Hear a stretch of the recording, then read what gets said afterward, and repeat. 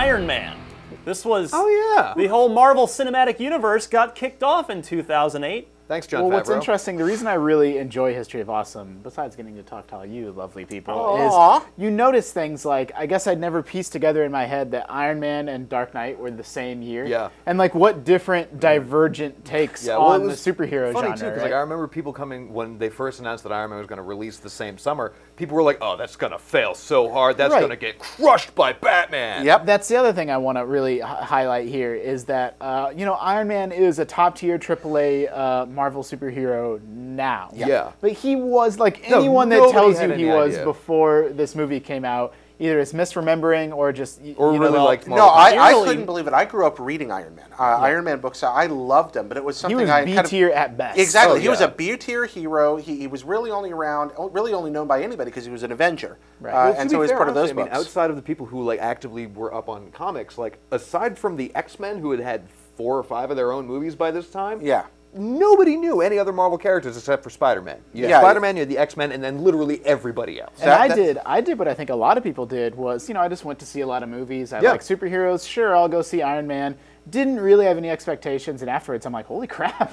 No, the I movie's saw great. I saw the Robert Downey Jr. casting, and I was Yep. like, that is, he is. I'd read the books. Tony Stark is an alcoholic guy whose life almost falls apart Yeah, based acerbic but on funny There's and- kind of the same dude, Yeah. a funny, snarky, good-looking, rich guy that almost lost it all. They've lived parallel lives. They synergize into this wonderful character. And then I saw that trailer, and I was like, oh, that's awful. I don't remember And the trailer. I don't that- remember the the marketing trailer was campaign for that movie at awful. all. It used the Black Sabbath Sabbath, song, yeah. but it just looks they kinda so. had to. It looks Yeah. so rote. It just looked like, oh, this is, and it's like they tried to keep the best moments in the movie away. Yeah, but that's And good, then though. went and saw the movie and was like, this is fantastic. Yeah. Just fantastic. And it got its angry Jeff Bridges, oh, it does have which Angry is just Jeffers. phenomenal. Always good to have. I'm not going to do the line. Please don't. Relaunched, really relaunched Robert Downey Jr.'s career and Oh, sent yeah. him Oh, yeah. into the stratosphere of, Yep. of A-list movie stars to the Yep. point where, you know, word on the street is he now gets like $75 million every time he puts on that Iron Man suit. More.